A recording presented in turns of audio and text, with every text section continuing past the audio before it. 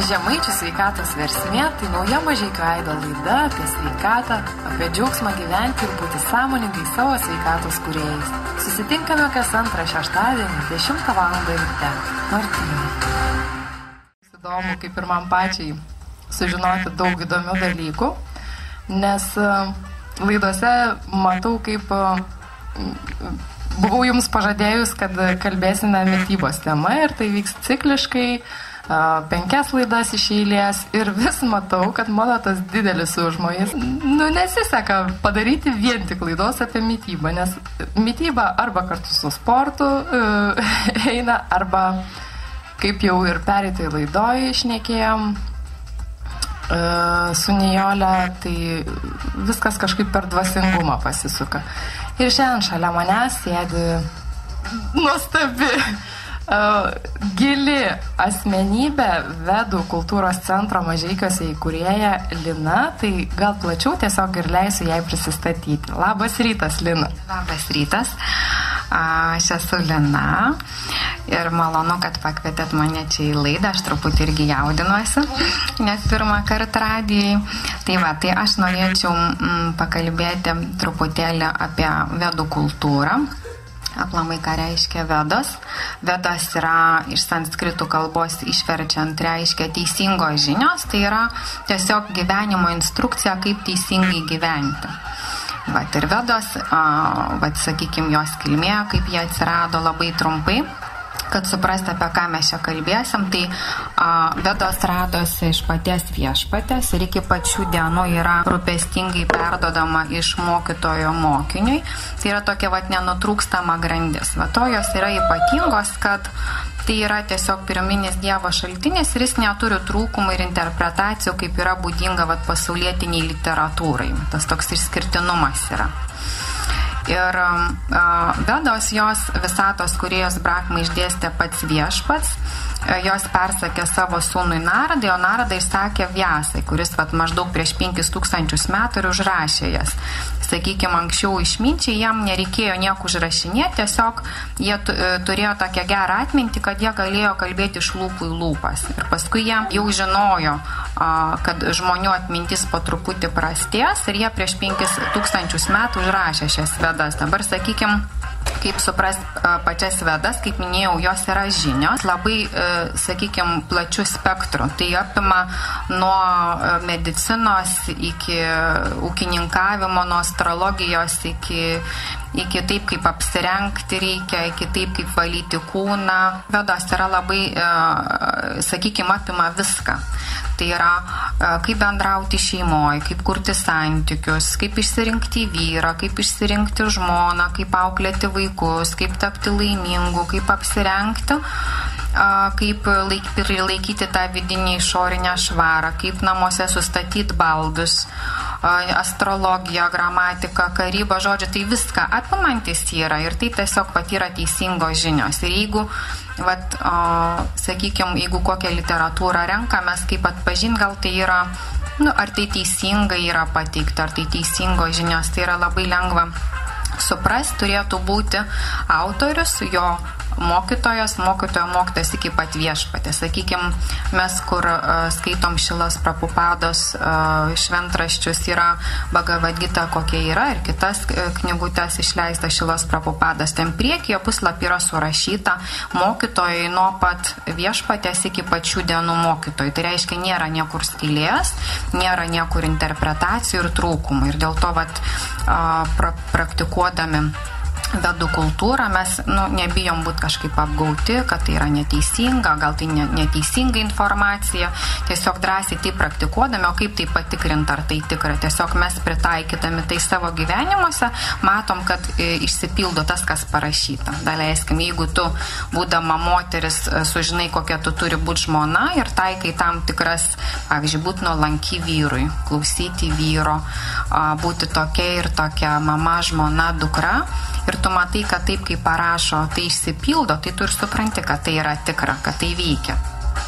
Oho, dar tokios informacijos tikrai mūsų klausytojai negirdėjo, nes gal dar pradžiai reikėtų apskritai prieiti, Linutė, prie to, kaip atsirado tos Vedos jūsų gyvenime ir kodėl būtent Vedos? Kodėl, nežinau, žmonės renkasi tokius visokius tuos pažinimo kelius, bet nebūtinai juos ir vadovaujasi kiekvieną dieną. Žinot, kaip būna, sutikau, pamačiau, pačiupinėjau, bet jaučiu, kad tai ne mano ir paleidžiu ir einu vėl savo gyvenimo keliu ir ieškau toliau. O kaip pas jūs ir kiek ilgai jau Vedų kultūros centras Mažeikiuose yra ir apskritai tas paplitimas Vedų kultūros Lietuvoje, su kuo draugaujate, ar vyksta kažkokie suvažiavimai, tai va to laukiu. Aš irgi savęs klausiu, kodėl Vedos. Visada užklausiu, kodėl Vedos, dėl to, kad aš tiesiog čia atradau žinių, kaip gyventi teisingai.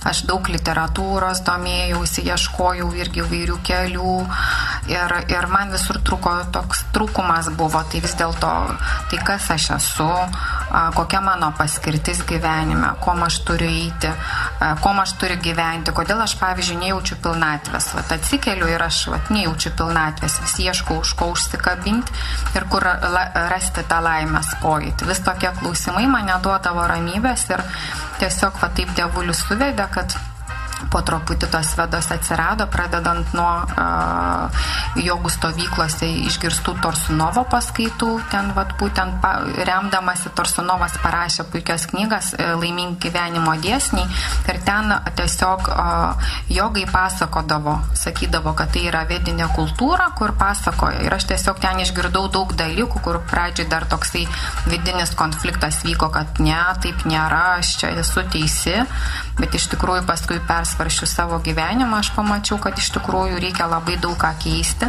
Ir kai pradėjau tą informaciją išgirstą taikyti tiesiog šeimoje visų pirma, aš mačiau, kiek keičiasi viskas, santykiai, požiūris į gyvenimą, noras gyventi kitaip. Ir kai jau atsirado tas palaipsninis ir ilgas toks užsitęsiantis laimės pojūtis, aš supratau, geras, aš čia radau save, aš radau atsakymus ir tai pradėjo po truputis plisti tos žinios ir paskui tiesiog palaiminimus gavau nuo vieno mokytojo, sako, tu gali organizuoti.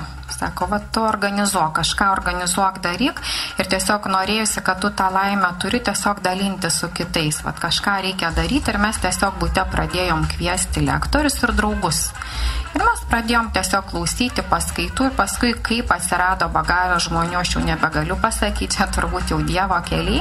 Ir mes tiesiog pradėjom nuomoti patalpas, pradėjom organizuoti lektorius iš visos Lietuvos ir Rygos atvyksta, turim apie 15 lektorių, kurie pastoviai važinėja kas mėnesį ir Vedų centras tai nėra naujiena, kad Mažeikiuose tai yra praktiškai visose didžiausiose miestuose įsikūrę ir jie taip ir vadinasi, nesenai ir Skuodo Vedų centras, ir Akmenės Vedų centras, Šiauliuose Vedų centras, Kauno, Vilniaus, ir Jonavos, ir Marijampolėj yra, ir tai nebėra. Tai tiesiog yra Vedos žinios, kurios tiesiog padeda keisti gyvenimą žmonių ir patiems to laikytis. Ir tai nuostabu, dabar turim tiesiog įsikūrė naujas patalpas ir esam Senamiesty Klaipėdos gatvė 1 ir ten renkamės pastoviai. Praktiškai ten aš juokauju, kad sakot, galite ateiti kasdieną, vis tiek rasit, kas jau ten vyksta. Ten praktiškai laisvų šitų dienų nėra. Ir kas yra labai palanku, kad visos paskaitos ir praktiniai užsiėmimai yra už aukas. Tai reiškia, kad jeigu žmogus neturi galimybės kažkaip fiksuotą sumą užmokėti, kaip dauguma yra renginių, jis gali laisvai ateiti, tiesiog klausyti informaciją ir vyksta ne tik paskaitos, vyksta sveikatos jogos užsiėmimai, vyksta garso meditacijos, vyksta moterų klubas, kai gvildenam kokia ta mūsų moteriška prigimtis ir turim daug specialistų, kurie labai padeda tos klausimus atsakyti, pavyzdžiui, sveikatos. Nesenai grįžo moteris iš Indijos, tai Dživos institutė baigė ajurvedas, yra ajurvedos daktarė, jinai irgi priima konsultacijas. Turim reiki, meditacija, yra daug užsiėmimų, praktiškai kasdieną, kur gali žmogus ateiti. Ir tai nepriklausomai nuo to, koks mūsų vidinis pasaulis, mes patys praktikuojam bhakti jogą, sakykim, tai yra meilė Dievui joga. Bet tai nebūtinai, kad dabar visi žmonės turi ateiti būtent praktikuojantis ar norintis tai praktikuoti. Tai tiesiog žmonės ateina, kadangi vedos yra žinios gyvenimui, tai ateina kiekvienas su savo klausimu. Vienas turi gal sveikatos problemą, kitas gal turi šeimoje problemą, kitas jaučiasi vienišas, kitas gal tiesiog bendraminčių ieško, kitas šiaip smalsumo dėlį. Ir, sakykime, visos tos koncepcijos jos tinka. Nes tiesiog kiekvienas gali ateiti, pas mes durų nerakinam. Dieną naktį, tai tiesiog yra poreikis ir ateikit. Tiesiog mano visą laiką buvo tokia idėja, kad vedų centras gali ir kitaip vadintis meilės namai.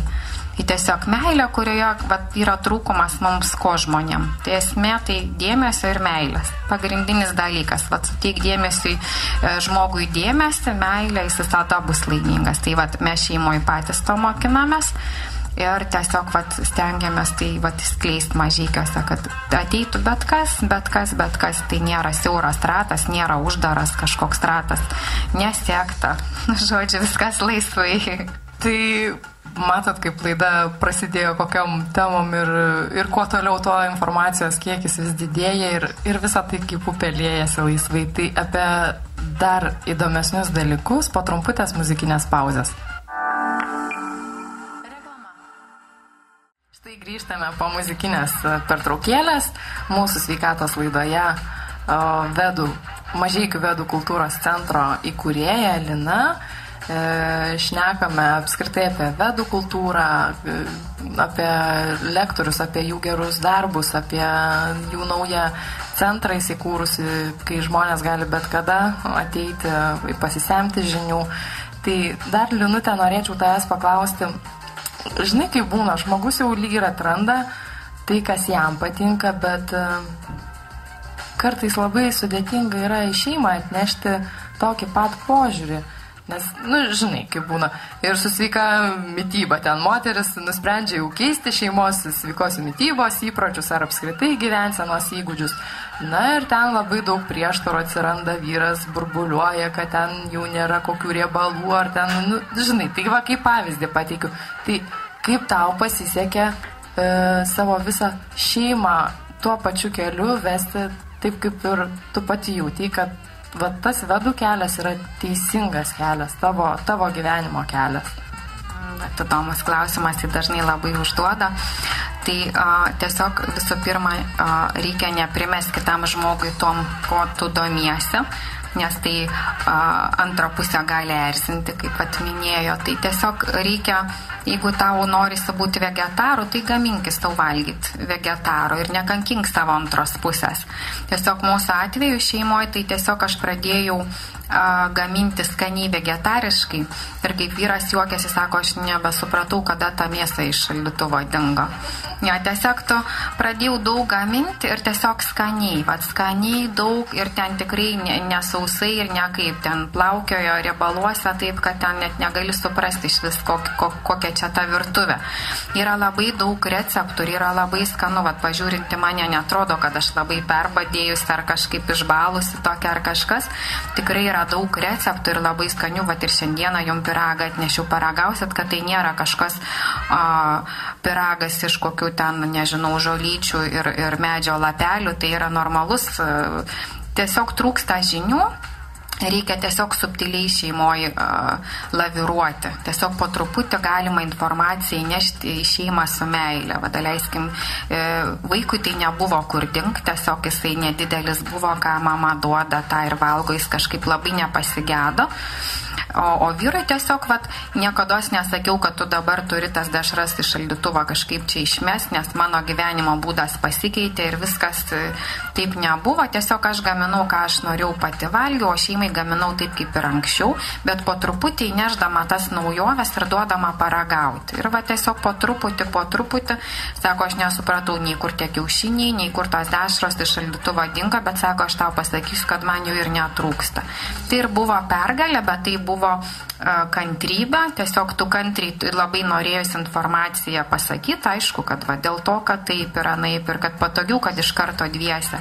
Bet tu tiesiog turi toleruoti asmeninį žmogaus pasirinkimą, nesvarbu, kad tai ir vyras artimas labai, tu vis tiek tu turi jį gerbti ir tiesiog tą momentą, jeigu kantriai išlauksi, gali to pasiekti. kiekvienam skirtingų laikų, bet to gali pasiekti su meile, tiesiog tą maistą pateikti ir stengtis tai daryti ir rezultatas atėjo laisvai labai. Aš dar žinai vis galvoju, kad noriu pakalbėti apie drąsą. Nes visi tie sprendimai ir gyvenimo būdo keitimas, tai yra drąsių žmonių iš tikrųjų reikalas, jeigu taip galima išsireikšti. Nes mes jau prieš laidą šiek tiek kalbėjom, kad labai daug žmonių renkasi tą įprastą kelią, kuris, mažiau daugiau ir džiaugsmais, ir nuopoliais, ir pakilimais grįstas, bet didieji žmogaus pasirinkimai ir teisingi gyvenimo sprendimai, jie dažniausiai kainuoja nemažai sveikatos, mūsų blaškymosi, kai yra priimamas tas teisingas sprendimas, bet kai galiausiai tu atsiduri savo tikrajam gyvenimo kely, tada supranti, kad viskas toliau jau einasi, kaip ten sako, kaip iš pypkės, ar ne? Tai apie drąsius sprendimus, Lina. Kaip viskas čia įvyko? Dažniausiai pokyčiai gyvenime pradeda vykti tada, kai yra kažkokia kančia, kažkoks negatyvas. Pagalvokit apie savo gyvenimą, jeigu jau kas, tai arba jau dievulis, arba kažkoks pokytis. Tai ir yra Dievo planas, kai ateina kažkokia kančia, negatyvas, kad jau laikas kažką keis savo gyvenime, jau kažkas prie kažko pribrendom. Taip ir mano atveju nebuvo, kad aš buvau kažkokioj kančioj, bet aš tiesiog nejaučiau pilnatvės viduj. Atrodo, viską yra. Mūsų tėvai buvo labai turtingi ir mes visur važinėdavom ir į užsienius, ir prie jūros, ir visada pinigų būdavo, ir visur išeidavom, ir šeima, ir vaikas, ir darbai. Atrodo, pagal paprastą šeimos modelį ir koncepciją viską tu turi, bet kodėl tu kažkaip tai vis dėlto nejauti tos laimės taip ilgai. Ir tiesiog, tai ta drąsa turbūt, nežinau, kiek tas pavadinimas tinka drąsa, kiek tad, kad tu pribrendi prie to, kad laikas kažką keisti. Ir gyvenau įprastą gyvenimo būdą, kaip ir visi, viską patyriau kaip ir visi, bet tiesiog tai nebenešė skonį ir norėjosi keisti kažką. Ir tame tik drąsa, kad tu tiesiog nejausdamas pilnatvės atradai kažkokią pilnatvę ir būtent tame drąsa. Tame drąsa, kai eini gyvenimo keliu ir jautiesi nedirbantis, bet hobį užsiminėjantis, nes tai čia jau kelintoj laidoj vis patvirtinam tą faktą, kad dirb darbą tą, kurį tu mėgsti, tai nesijausi, kad tu dirbi ir tai tik teiks tau džiaugsmą. Dabar, Lina, dar klausytojams būtinai reikia priminti, kur jūs galima rasti ir apie artimiausius renginius. Mes randamės Senamiesty, Klaipėdos gatvė 1 ir renginių vyksta labai daug. Antradieniais, ketvirtadieniais vyksta sveikatos joga 6:30, pirmadienį 6 valandą vyksta moterų klubas. Mes turim ir vegetarinius kursus, artimiausias gegužės 14 dieną vyks. Penktadieniais mes renkamės toks kaip mantrų vakaras, tai tiesiog tai yra dvasinę energiją pakrautos maldos, kurias mes dainuojam. Sekmadieniais turim vėl atitinkamai bhakti jogos vedinės kultūros pažinimo 12 valandą renkamės, o sakykim tokias viešas, kur renginukus irgi rengiam, tai artimiausių metų gegužės 4 dieną Asta Ivaškevičiūtė atvyksta iš Vilniaus, jinai turi kūrusi klubą savęs ir pažinimo, atvyksta tema dygliuotojo moteriškumo pusė. 21 dieną Nantara atvyksta, labai nuostabus lektorius, labai žinomas, daug pausienį su paskaitom važinėja, tai bus tokia apsivalymo jagė, reiškia ugnies ritualas, kuris apvalo. 23 dieną gegužės 18:15 atvažiuos Darius Ražauskas, tai bus ateities keitimo metodas. Tai visos tokios aktualios temos, tai visus kviečiu prisijungti, tiesiog patiem pabandyti, pajausti, kas tai yra, kuo mes gyvenam, kuo kiti gyvena, susidraugauti. Ir dar Vaidas atvažiuoja. Jo, dabar šį penktadienį. Supratau. Tai žodžiu, Vaidui linkim labai geros paskaitos, o mes pratęsime mūsų pokalbį su Lina po trumputės muzikinės pauzės. Sveiki sugrįžę po trumpos muzikinės pauzės. primenu visiems klausytojams, jeigu kas netyčia dabar tik įsijungia, Mažeikių aidą, vyksta sveikatos laida, Žemaičių sveikatos versmė, čia aš Martina, ne viena, su Mažeikių vedų kultūros centro įkūrėja Lina, ir šiandien kalbam apie vedų kultūrą ir su ją susijusius visus ritualus, ir taip būtent dabar ir pakalbėkime apie tuos ritualus. Žinau, kad tikiuosi nesuklysiu sakydama, kad ugnis jūsų kultūroje turi kažkokią ypatingą reikšmę. Ar tiesa?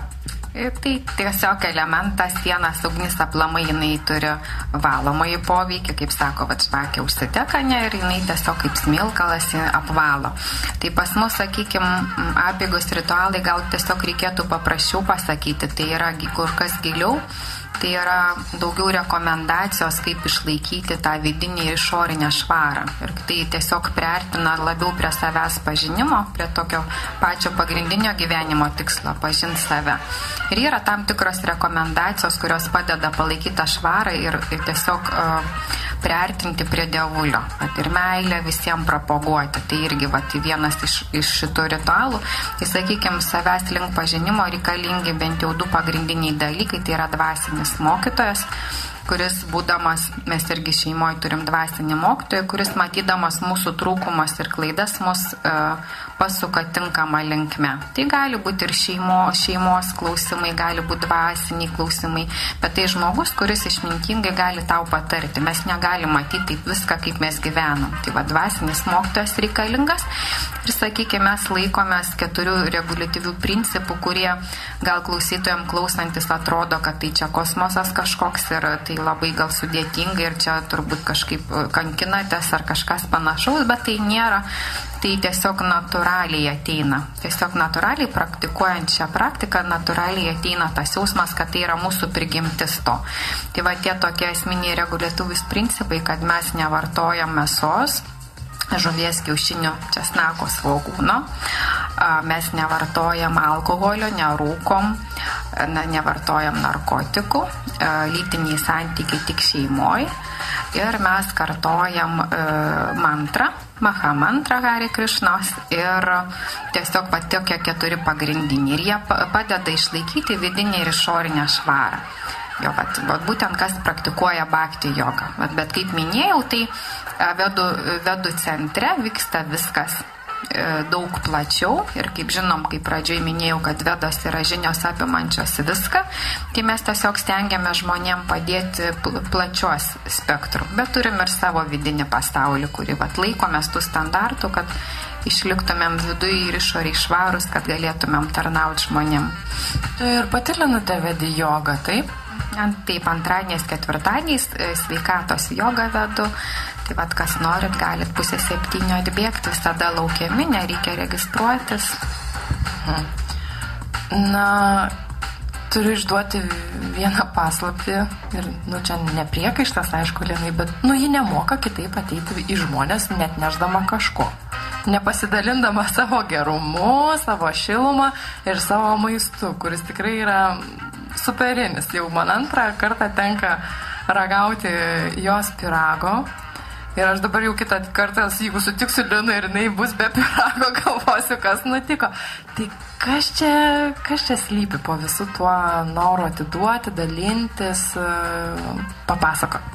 Iš tikrųjų, iš vedinės kultūros sužinojau, kad laimės pagrindinis šaltinis yra duoti. Pirmą galvojau, kad laimės šaltinis yra gauti. Ir tai irgi ganėtinai buvo skanu, atrodė pradžiai, kad, tau duoda, tau dovanoja, kaip fainai, bet tu vis tiek kažkaip, nesijausdavai pilnai toks laimingas. Pabandžiau tą praktiką duoti ir tas labai skaniai užkibo momentas, kai tu duodi ir žmogus šypsos ir dėkoja, arba jam taip kažkaip net keista, kad tu čia tos pyragus dalini. Kažkaip neįprasta yra, bet tai, kaip papraktikuoji, tai tas džiaugsmas žmonių, kaip jie sureaguoja ar net nesureaguoja, tu tiesiog mokiniesi duoti. Ir tai jau tapo pas mus namuose natūralu. Pavyzdžiui, pas mus labai stebėjosi statybininkas, kuris rinkinėjo patalpas, kad mes jį kasdieną maitinom. kasdieną, taisėm valgyt, maitinom ir jie sako, aš nesuprantu, dėl ko jūs duodat man pietus, aš juos atsinešu. O mes negalim kitaip, nes tai yra mūsų svečias. Ir mes jį kankinom maistu ištisus 2 mėnesius. Tai čia juoko forma, bet tiesiog, reikia tiesiog dalintis ir tai suteikia džiaugsmo, tai suteikia laimės pojūčio ir pabandykit papraktikuoti. Bet tai jam iš tikrųjų pasisekė, aišku, jeigu tai vienkartinis veiksmas ar ne, tai palieka tokį įspūdį. Gavau nesitikėdamas to, bet per 2 mėnesius žmogus jau galėjo ir įprasti prie viso to. Tai, žodžiu, aš manau, kad jam šituo aspektu jam tikrai pasisekė. O dabar, Linute, apie, aišku, ten, aš net nebejoju, kad vedu visą mitybą, taip kaip aš sakau, jinai apskritai mityba turėtų, sveika mityba tapti mūsų gyvenimo būdu. Ir čia net nežiūrint į religiją, į dvasingumą ir apskritai tavo tam tikrus įsitikinimus, ta mityba turėtų būti tokia, kad tau jį teiktų ne tik dvasinės, psichinės, bet ir fizinės energijos. Tai atsisakę visų tų mėsų, žuvies ir kiaušinio, atrodo, kad čia kaip ir pati minėjai, kad būtų neįmanoma tarsi išgyventi. Be viso to, ne tik įmanoma, bet Lina labai puikiai ir atrodo. Bet kitas dalykas, ką mes įdedam gamindami tą maistą. Tai dabar, pavyzdžiui, sakyčiau, Linute, būk malonė, atskleisk ten meilės pyrago receptą. Ką tu galėtum man į tai komentarą atsakyti? Čia labai tokia plati tema, sakykime, vegetarizmas, ne? Tai ir kaip ir būtų tas sveika mityba, tai ir būtų kaip vegetarizmas. Tai, sakykime, vediniai kultūroje, kur mes praktikuojam, tai yra kur kas giliau. Tai yra ne vien tik tais, kad mūsų kūnas nepritaikytas mėsai, ne? Kaip žinom ten, kad plėšrūnai jie turi šitos iltis dantų ir aštrius nagus ir visas virškinimo traktas ir kad tai yra valgant mėsą ir daug yra vėžių susergama ir kitom širdies ligom. Yra daug tokių išorinių dalykų, bet mūsų pagrindinis yra dalykas nesmurtas. Esmė, kad ta prasme, jeigu nebus poreikis valgyti mėsos, tai nebus poreikis ir žudyti. Tai bet kokiu atveju tu ir pirkdamas prie to prisidedi. Ir sakykime, jeigu žiūrėti iš Dievo įsakymų, nežudyk. Tai ten turim omeny ne tik, kad žmogų nežudyk, ten turi omeny aplamai nežudyk. Tai sakykime, mes truputį giliau lendam į tą vegetarizmą, ne tiek, kad tai ir sveika, kas be koja, tai yra ir sveika ir kūnui, ir protui, ir aš pati galiu tai sakyti, nes aš maitinausi ir taip, ir aš galiu tiesiog sakyti, kad aš jaučiuosi dabar sveikiau, geriau, mano rodikliai tyrimo sveikatos yra geresni ir taip toliau. Tai čia išoriniai dalykai ir tai plati tema, bet taip giliau, kad tai yra tiesiog nenaudojimo smurto ir visų pirma, reikia širdį tą taiką atvesti, o paskui visuomenę. Tai visų pirma, mūsų toksai ir tai dvasiniam tobulėjimui visų pirma padeda, kad tu nevartoji smurto, tiesiog neprisidedi prie to, nes jeigu nereikės valgyti tos mėsos, nereikės kažkam pjauti to. Ir tiesiog tu vienodai esi atsakingas už tai. Ir yra gilesni dalykai, bet, sakykime, vienas iš šitų nesmurtauti. Ir dar ritualai. Tai, sakykime, su mityba, kaip susiję dar irgi iš to plaukia mintis, bet aš manau, kad daugelis tom irgi gyvena. Tai leiskim, pas daugelį šeimoje yra ritualas, kai padeda maistą pagamintą, kad pasakyti Dievuliu, aš tau duodu šitą maistą, prašau priimk tu jį, ne ką duodu, bet gal daugiau tinka žodžius, ar gali priimti šį maistelį, arba aš tau dėkoju, kad aš galiu valgyti tai, ką aš dabar turiu ant stalo.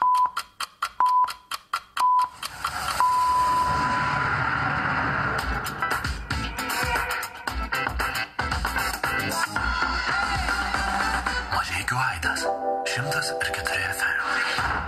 Grįžtame į studiją.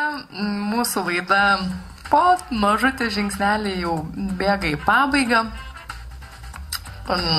Noriu nepasitenkinimą išreikšti, kad žmonės esantys studijoje baigia visą pyragą su kapos ir man dabar jau knieti kad aš liksiu visiškai be jo, bet, žodžiu, atiteko gabalėliai tiem, kuriem reikėjo ir Linutė ten, žinau, pridėjus visų gerų emocijų, tai mes prieš reklaminę pauzę buvom pradėję kalbėti apie muziką, apie gongus ir, aš čia jau net nekalbu, kad žmonės tie, kurie domisi visais giliais dvasiniais dalykais, yra jau tai girdėję, nes, mes turime tokį mažą arba didelį stebuklą Mažeikiuose, kaip gongų terapija, gongų muzika, kurią ir Mažeikių rajono gyventojai galėjo išgirsti per sveikatos dienas, kurios vyko visuomenės sveikatos biure. Ir buvo tikrai žmonės susižavėję ir klausėsi išsižioję, tiesioginė ta žodžio prasme. Iš kur jie atkeliavo?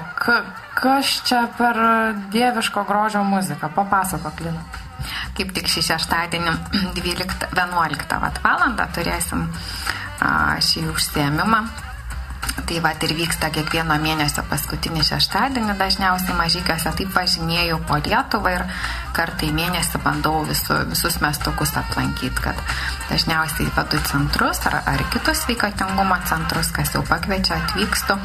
Tai jie kada atkeliavo, aš jau nelabai atsimenu, bet ne taip jie ir senai, gal 4 metai, jeigu nepameluosiu.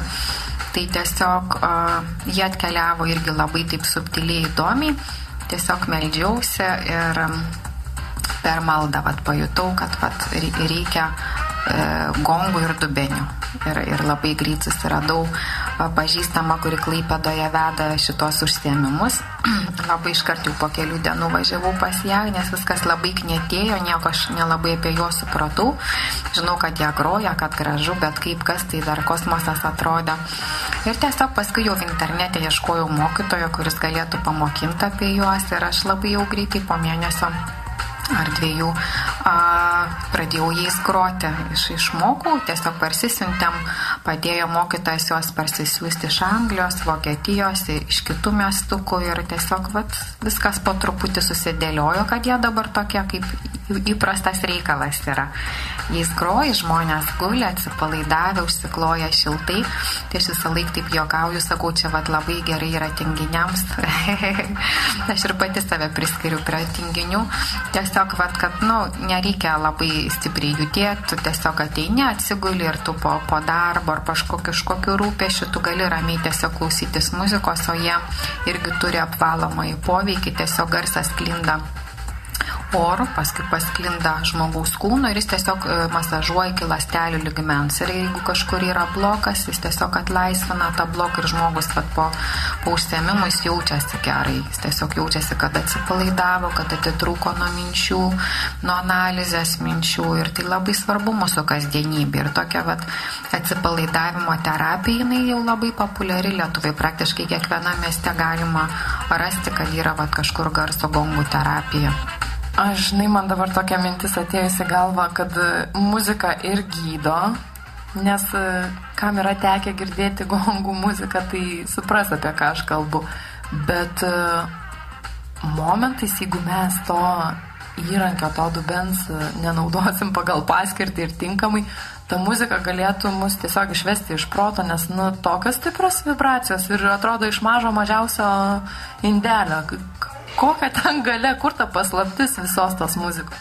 Aplamai garsas jisai įtakoja mus. Tiesiog ką mes girdim, kaip pasakom, tai žiūrėkit, jeigu žmogus be nuotaikos jis piktas, juk nemalonu klausytis, tai tas pats, kai žmogus visas spinduliuoja, tau tiesiog norisi gerti ir nepaleisto žmogaus, tai tik mane įkvėpk, būk šalia, aš noriu būti. Tai garsas įtakoja, bet kokiu atveju, tai ką mes klausom, yra labai svarbu, sakykime, mes patys iš 70-80% vandens, o vanduo yra geras laidininkas, tai tiesiog ką mūsų jau kūnas klausosi, girdi, tai labai svarbu yra. Dėl to, sakykime, net buvo, gal yra jau daug kas tokį filmuką matęs apie vandens struktūrą. Ir tenais yra toks pavyzdys, kad mokslininkai tyrinėjo, jie pasistatė stiklinę vandens ir jas paleido, sakykime, kažką tokio negatyvios muzikos, trankios, su keiksmažodžiais, kažkas labai tokio ar dramatiško. Ir tiesiog jie paskui žiūrėjo pro mikroskopą į vandens struktūrą ir mato tokios negražios, tokios snaigės, vandens struktūra negraži. Ir paskui padėjo vėl vandens stiklinę ir paleido, leiskim kažką relaksacinio, tokio lengvo, malonaus, kažką širdžiai, tiesiog ramiai taip.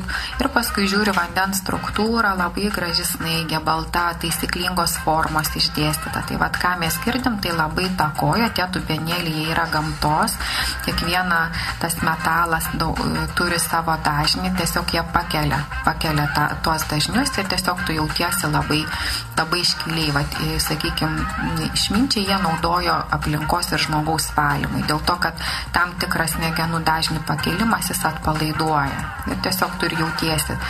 Ten yra kūryba grojant ir tai nėra labai sudėtinga, dar yra labai svarbu motyvas, intencija į garsą, vat, su kokiu tu tikslu vedi tos užsiėmimus, ar tu nori užsidirbti, ar tu nori, kad greičiau čia baigtųsi tas užsiėmimas, ar tu tiesiog kokia tavo intencija, tai irgi labai svarbu, nes irgi buvo tyrimai tokie padaryti, žmonių grupelė buvo prie jūros ir jie klausėsi jūros ošimą ir bet kokiu atveju tai aišku ramina, tai tas, kas ir buvo, tyrimai buvo labai geri, bet paprašė paskui žmonių, sako, jūs į jūros ošimą įdėkit meilės jausmą, bet su meilė klausykit iš visos širdies ir vat, tyrimai buvo dvigubai geresni. Tai tiesiog vat, stengiuosi, kai vedu meditaciją, suvokt, kodėl aš tai vedu, kad žmonės jaustųsi gerai, kad jie nurimtų, kad tiesiog jie būtų laimingi. Tai tiesiog va, tu įvedi save į tinkamą poziciją vedant ir va, žmonės jaučiasi gerai. Lina, aš galvoju, su tokia šviesa eini žmonės, tai tų žmonių, po gero 10 mečių Mažeikiuose visi bus jūsų centre, nes, kaip jau ir laidos pradžiai sakiau, ką pats spinduliuoji, tą pritrauki, nebereikalo vienas ar kitas žmogus ateina į tavo gyvenimą, nes kiekvienas neša pamoką, kiekvienas neša žinutę tau, tik esmė ir stebuklai slypi, kiek tu ją suprasi, perskaitysi ir jeigu tu šiuo gyvenimo periodu neperskaitysi, gal tau paskui vėl kažkas grįš iš praeities ir tu turėsi tiesiog pakartoti ar ne tuos dalykus. Tai aš nežinau, ta valandėlė lekia kosminiu greičiu ir aš turiu tam tikras irgi savo laidos tradicijas, kad išduoti patį geriausią receptą, tai aš dabar manau, kad klausytojai galėtų per trumputę vėl reklaminę pauzę pasimti, kuo rašyti ir ant ko užsirašyti. Ir tas pyragas, kuris baigia ištirpti mūsų studijoje, tikiuosi jo receptą išgirsime po muzikinės pertraukėlės. Taigi, mūsų laida visiškai priartėjo prie pabaigos.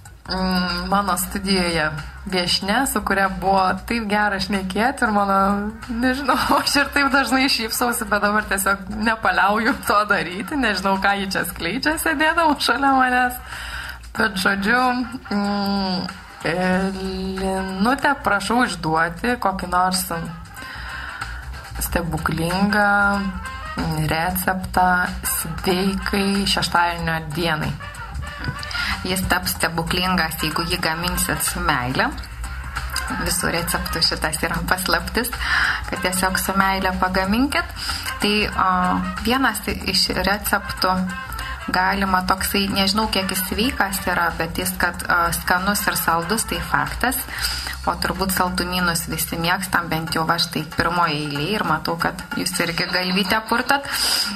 Tai va, tai labai paprastas, greitas, jeigu va, svečių yra, tai labai va, greitai gaminasi šitas toksai saldumynas. Tai žodžiu, reikia 300 gramų kokoso drožlių ir 300 gramų kondensuoto pieno. Ir visą tą turinį sumaišyti. Galima palaikyti porą valandų, kol tiesiog sustings. Bet jeigu yra reikalas greitas ir vat svečių atėjo, reikia ant greičio, tai galima iš karto gaminti. Ir tą masę sumaišant, paskui mes šlapiom rankytėm formuojam rutuliukus. Ir paskui viską dedam ant kepimo popieriuko. Ir ant 150 laipsnių temperatūros nuo 20 iki pusę valandos kepam. Ir jie tiesiog tampa, mes vadinam jos Rafaelo. Jo, nes į juos galima į vidų dėti riešutą, migdolą ant viršaus, jau paskui improvizuot galima, jau galima banano gabaliukai dėti, bet žodžiu, jie tikrai skonio kaip Rafaelo. Atgrinai lygiom dalim sumaišom, įdedam kepimo formos ir tiesiog iškepam. Ir priklausomai kokio norimės, kiti mėgsta tokio labiau apskrudusi, kiti mėgsta, kad jis būtų baltas kaip sniegas. Tai va tiesiog paskui galima jau suprast, kokio skonio noris ir va jisai pasigamina greitai. Va, pusę valandos ir jau tu turi saldumyną. Ir galima iš vieno šito kondensuoto pieno, kur yra tas mažiukas, galima 30 rutuliukų pasidaryti. Jau tokių mažiukų, tai tas superinis receptas.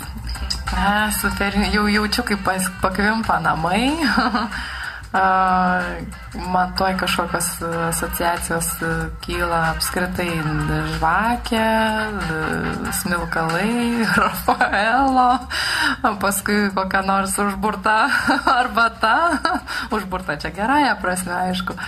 Ir, miela Lina, pabaigai mūsų klausytojam labai laukiu iš tavęs palinkėjimo, kaip ir iš kiekvieno savo pašnekovo, tai vad nepraleisiu progos ir tavęs paprašysiu, kad tie, kas prie radijo imtuvų, gal žmonės, aš labai dažnai pagalvoju, kad gal daug kas klauso, kurie negali pakilti iš lovos, ligos patalas ar kas, tegul ta mūsų laida, kurią kuriu aš ir jūs visi, kas ateinat, tegul būna kažkokia maža žvaigždė, kuri galėtų palengvinti pilką, nuobodų gyvenimą, nors realiai tai mes patys sąmoningi savo gyvenimo kelio esam kūrėjai, bet ką galėtum palinkėti mūsų klausytojam?